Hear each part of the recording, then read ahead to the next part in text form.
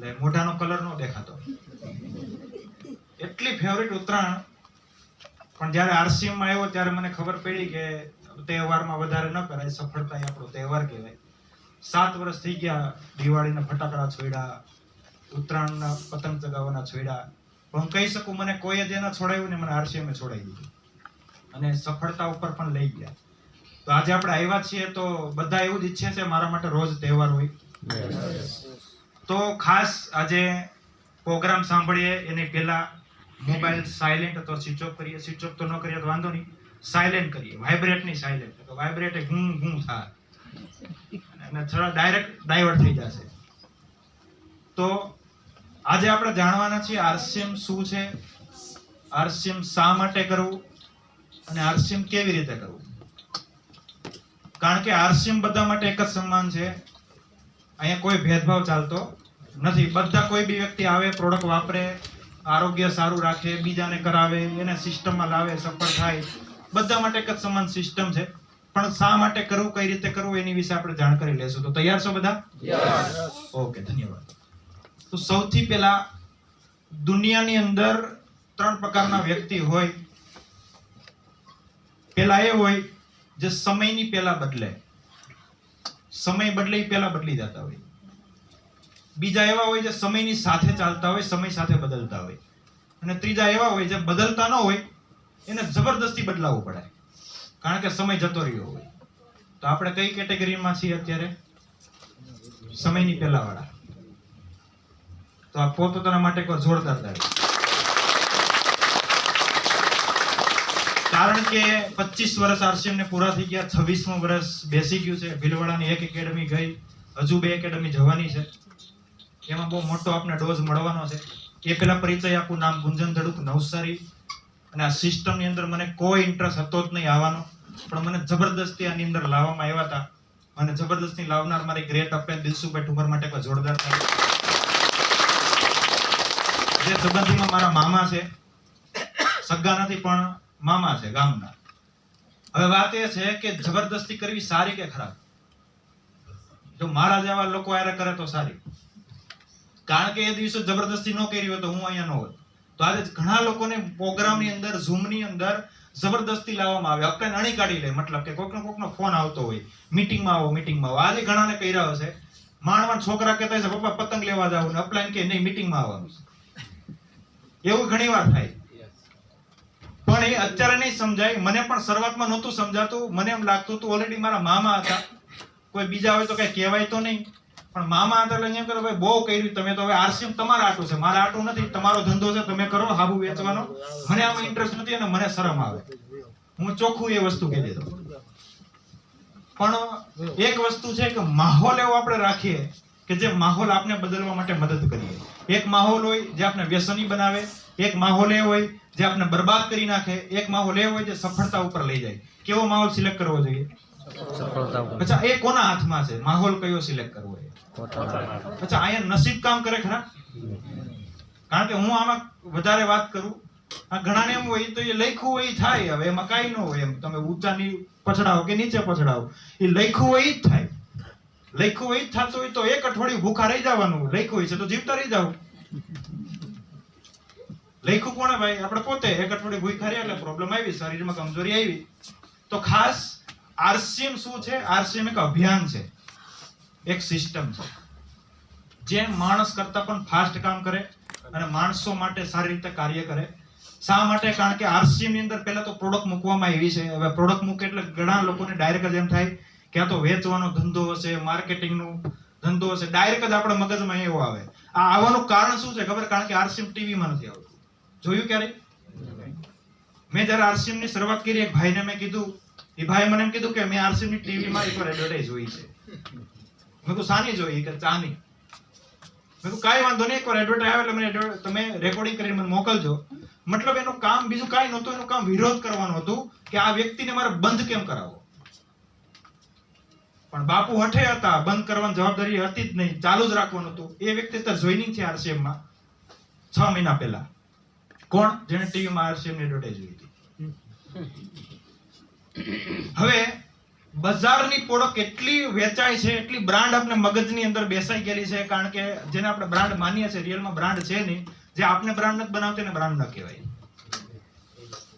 હવે ખાસ હમણાં સ્વાસ્થ્ય ક્રાંતિ ઉપર પણ TCG કામ કરે છે, જેની ઉપર અમને બોડી ચેકઅપનું પણ કીધું. મેં પણ મારું પૂરા પરિવારનું બોડી ચેકઅપ રિપોર્ટ કરાવ્યો કે આપણે ભ્રમમાં ન રહેવું જોઈએ અને બોડી ચેકઅપ કરાવવું જોઈએ, એટલે ખબર પડે શું જરૂર છે. અને બોડી ચેકઅપ કરાવ્યા પછી મેં ડોઝ વધારી દીધો. ગામા ઓરિજિનલ 3 ટાઈમ 2 કરી દીધી, ઓમેગા 2 ટાઈમ કરી દીધી. બાકી પ્રોટીન ચાલુ હતું એ ચાલુ જ છે, S5 ચાલુ હતી ચાલી છે, ન્યુટ્રીચાર્જ વ્યૂઝ ચાલુ જ છે, એ બધી વસ્તુ ચાલુ જ છે. પણ નજરમાં આવ્યું એટલે ખબર પડી, અચ્છા હવે પીવી વધશે કે નહીં વધે, હોતા નથી. તો પહેલી વાત આપણે કરી સ્વાસ્થ્ય માટે RCM છે. RCM ની પ્રોડક્ટ શા માટે વાપરવી અને આપણે અત્યારે સંઘર્ષ શા માટે આવે છે. આપણી વચ્ચે નવા લોકો છે જે પહેલી વાર આવ્યા હોય એવા કેટલા લોકો છે? હાથ ઊંચો કરો. અચ્છા, આ બધા મહેમાનો છે, એકવાર એના માટે જોરદાર.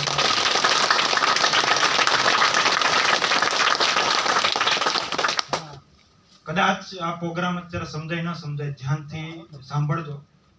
ઘણા લોકોને આજે ન સમજાય, સુતા સુતા યાદ આવે બધી વાતો, અથવા સવારે ઉઠે ને ત્યારે યાદ આવે, કોઈ એક્ટિવિટી કરતા હોય ત્યારે યાદ આવે. તો આજે જે મારી વાતો છે ને એ કદાચ અનુભવથી હશે, મેં મીટિંગોમાંથી શીખેલી વાતો હશે, સફળ વ્યક્તિના માર્ગદર્શનથી હશે, અપલાઈનોના માર્ગદર્શનથી હશે, એ વાત હું કરવા માંગુ છું. તો પહેલો સવાલ, કેટલા લોકો સ્વસ્થ રહેવા માંગે છે? ઓહો યાર, એ બધા યાદ નતો કે એકવાર જોરદાર તાળી. અચ્છા, બધા જ રહેવા માંગતા હોય તો હું લાગે કે ભારતની અંદર બીમારી નાબૂદ થઈ જવી જોઈએ કે ન થઈ જવી જોઈએ? અત્યારે diabetes capital of world India, યાની કે હિન્દુસ્તાન, ભારત ડાયાબિટીસમાં નંબર 1 પર છે. શા માટે કોઈ કહે છે?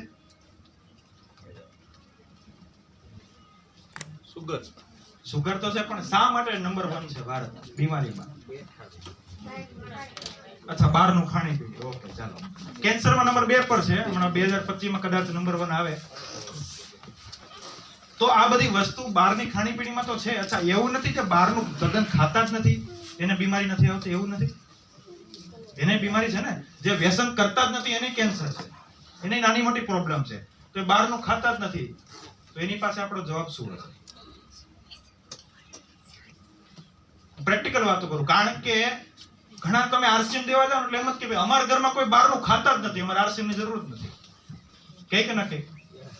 છતાંય સાંધાના દુખાવા ચાલુ હોય, બીપી ની દવા ચાલુ હોય, થાઇરોઇડ ચાલુ હોય, કોલેસ્ટ્રોલ ચાલુ હોય, આ બધું આવ્યું ક્યાંથી એ આપણે જાણવાનું છે. એક સીધી રસ્તો બતાવી દઉં કે ભારતમાં બીમારી શા માટે વધારે છે, ગરીબી શા માટે વધારે છે. એકદમ સાદી ભાષામાં વાત કરું તો ભારતમાં બધાને બધી ખબર પડે ને એટલે બીમારીમાં નંબર 1 છે. રાઈટ વાત? યસ. આપણે સમજાવે છે તમને બધી ખબર છે. ઘણાએ તો PhD કરેલું હોય હેલ્થમાં, અને એટલું PhD કર્યા છતાં પણ ઘરમાં બીમારી દૂર કરી શકતા નથી. આનું એક જ કારણ છે ઈગો, યાની કે ઘમંડ.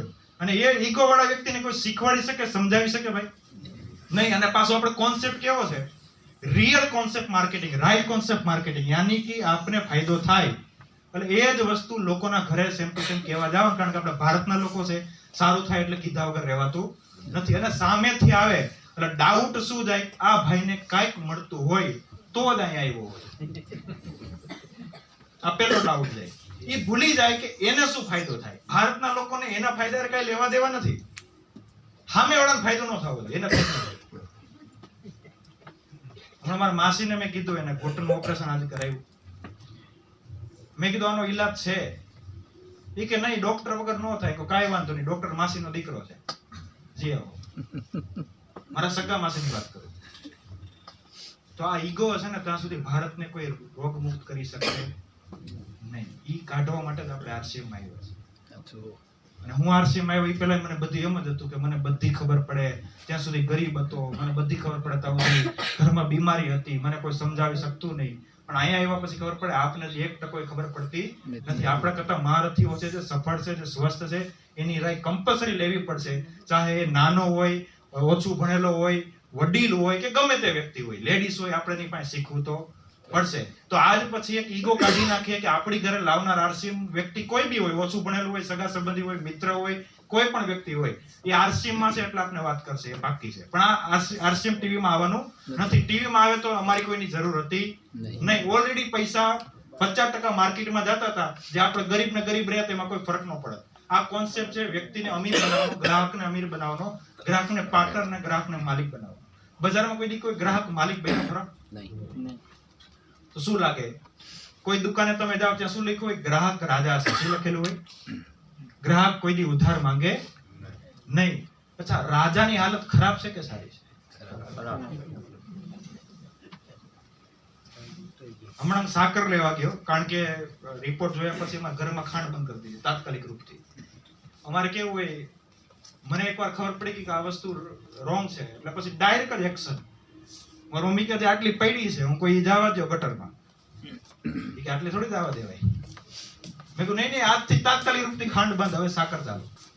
તો જ્યાં સાકર લેવા ગયો, કરિયાણાની દુકાન ઉપર એક બોર્ડ માર્યું હતું કે કોઈ પણ વસ્તુની ગેરંટી મળશે નહીં, વેચેલો માલ પાછો લેવામાં નહીં આવે. છતાંય અહીંયા લાઈન હતી. માણા ઈમાનદાર હતો, લખી દીધું.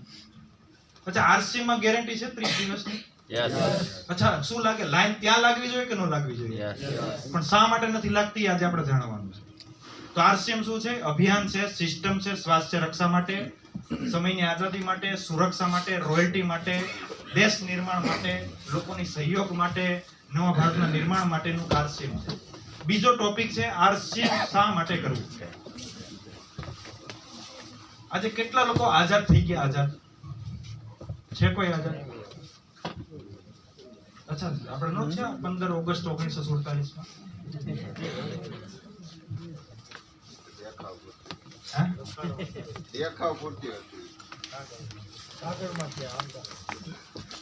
આપણે આઝાદ નથી, દેશ આઝાદ છે. અચ્છા, તો આપણે દેશમાં નથી રહેતા? ધન્યવાદ. એકવાર જીતુભાઈ માટે બદલે